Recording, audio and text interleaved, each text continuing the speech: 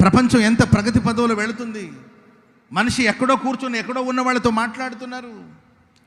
ప్రపంచంలో ఎక్కడెక్కడో జరుగుతున్న విషయాలను కూడా మన అరచేతులకు వచ్చేస్తుంది.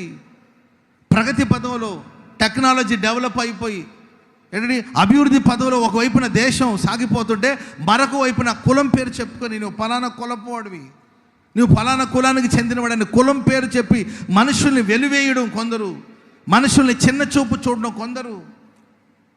ఇలాంటి భయానకమైన పరిస్థితులు రోజు ప్రపంచం సాగిపోతుందేమో.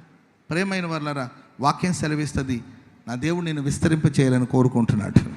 కనుక నీ జీవితంలో ఎన్ని గాయాలున్నా, ఎన్ని బాధలున్నా, ఎన్ని వ్యాధులున్నా, నీ గాయాలన్నిటి నా దేవుడు కట్టబోతున్నాడు.